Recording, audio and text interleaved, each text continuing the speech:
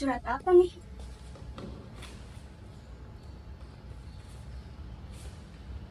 Waduh, aku baru dapat surat pemberitahuan pemeriksaan pajak nih. Gimana ini? Apa ada yang salah ya sama laporan pajak gue?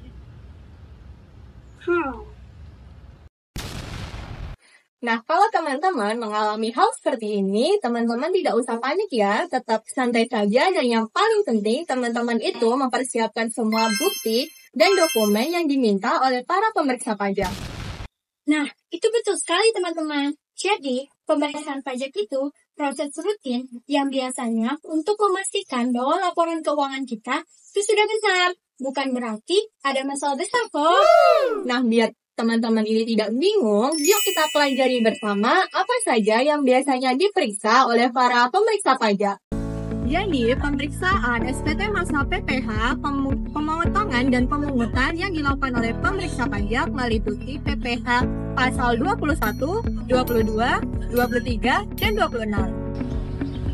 Langkah pertama dalam pengujian kelengkapan objek pajak adalah memanfaatkan data internal dan eksternal oleh Direktorat Jenderal Pajak.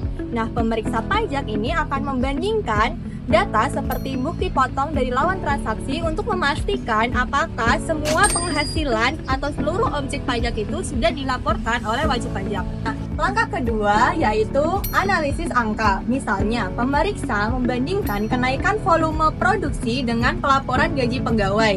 Nah, jika ada ketidakwajaran, bisa jadi ada objek pajak yang belum dilaporkan oleh wajib pajak. Nah, langkah ketiga adalah penelusuran angka. Ini berarti angka-angka di laporan SPT ditelusuri ke laporan keuangan, buku besar, hingga ke jurnal umum untuk memastikan apakah transaksi itu sudah tercatat semua atau belum. Langkah selanjutnya adalah penelusuran bukti, di mana pemeriksa itu akan mencocokkan transaksi dengan bukti pendukung seperti slip gaji, kontrak, atau invoice. Yang tujuannya itu adalah untuk memastikan bahwa setiap transaksi itu mempunyai bukti yang sah dan juga sesuai dengan nilai sebenarnya. Nah, langkah selanjutnya itu adalah ekualisasi atau rekonsiliasi, di mana pemeriksa akan mencocokkan angka-angka antar laporan. Misalnya itu membandingkan objek PPH pasal 21 dengan biaya tenaga kerja dalam SPT tahunan PPH badan. Nah, jika ada selisih, harus dijelaskan sejelas-jelasnya. Nah, langkah selanjutnya itu adalah konfirmasi ke pihak ketiga, di mana itu pemeriksa akan mengirimkan pertanyaan ke lawan transaksi wajib pajak. Langkah selanjutnya adalah pengujian kebenaran penghitungan matematis. Pemeriksa memeriksa penjumlahan, pengurangan, perkalian, dan pembagian dalam laporan untuk memastikan tidak ada kesalahan hitung. Kemudian masuk ke pengujian kebenaran penghitungan PPH terutang.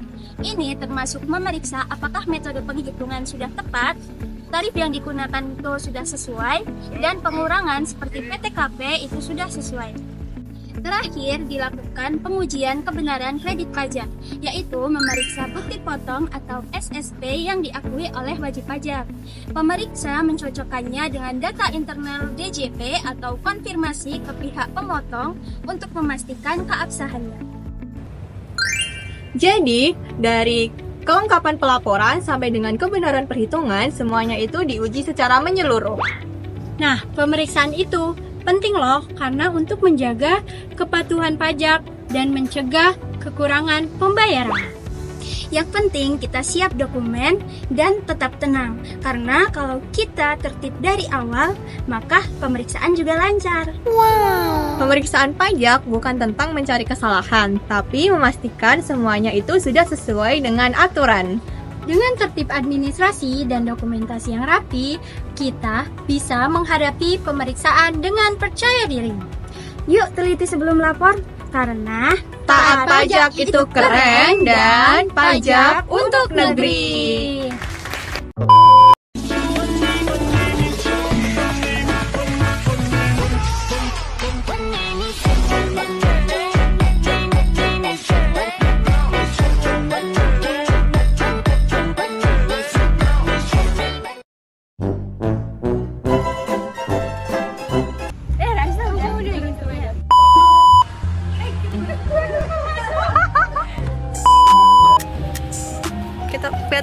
sih tapi. Gara-gara itu Objek pajak gitu.